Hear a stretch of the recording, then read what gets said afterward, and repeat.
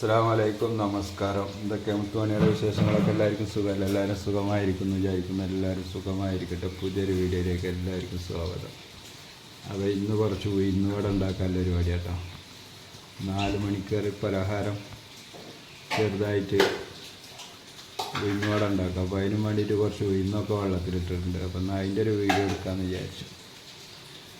ഒരു 400 ഗ്രാം ഉഴുന്നോളം ഉണ്ട്. അതായിട്ടുള്ളൊരു ചെറിയൊരു ഉഴുന്നുവടൻ്റെ ഒരു പരിപാടിയാണ്.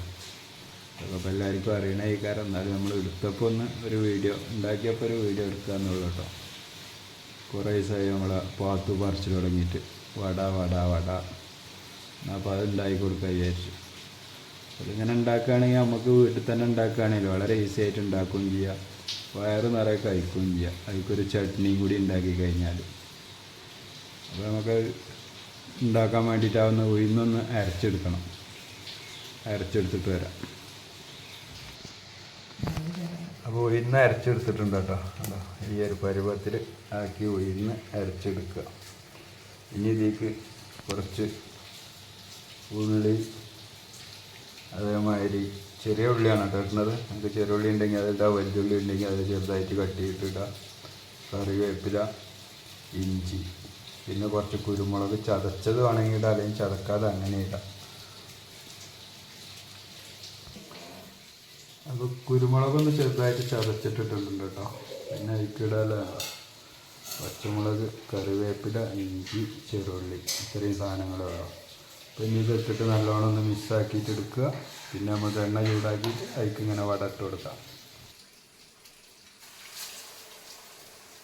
എണ്ണ കുറവായിട്ട് നല്ല ഇങ്ങനെ മുങ്ങി കിടക്കണം. എണ്ണ കുറച്ച് പറഞ്ഞാൽ മതിയല്ലോ.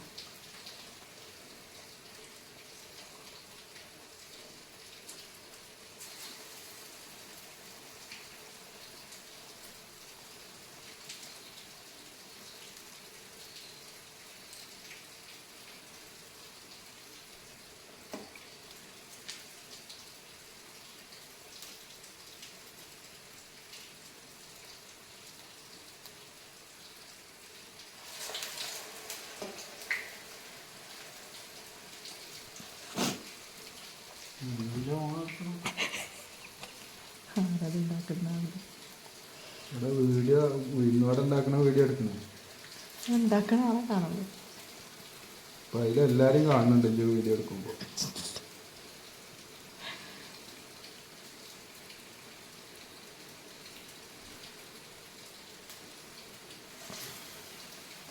അപ്പോൾ നമുക്ക് ഉഴുന്നുവടയ്ക്ക് ഒരു ചട്നി വേണ്ടേ. അപ്പോൾ അതിനൊരു തക്കാളി ചട്നിക്ക് തക്കാളി, ഉള്ളി, വറ്റൽമുളകും, ഒരു ചെറിയ വെളുത്തുള്ളിൻ്റെ പീസ്, 1-2 അതൊക്കെ പാടിട്ടിട്ട് ഒന്ന് നല്ലോണം വേവിച്ചെടുത്തിട്ട് അരച്ചെടുക്കുക. വേണമെങ്കിൽ തേങ്ങയും ചേർക്കാം. തേങ്ങ വേണ്ടവർക്ക് തേങ്ങയും ചേർക്കാം, അല്ലെങ്കിൽ ഇത് മാത്രം അരച്ചെടുത്താലും ഉള്ളി ചട്നി, തക്കാളി ചട്നി അടിപൊളിയാവും കേട്ടോ.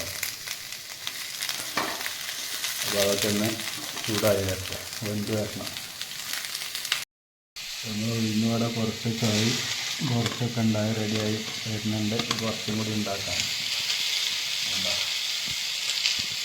സംഭവം പൊടിയാണ്, അടിപൊളി.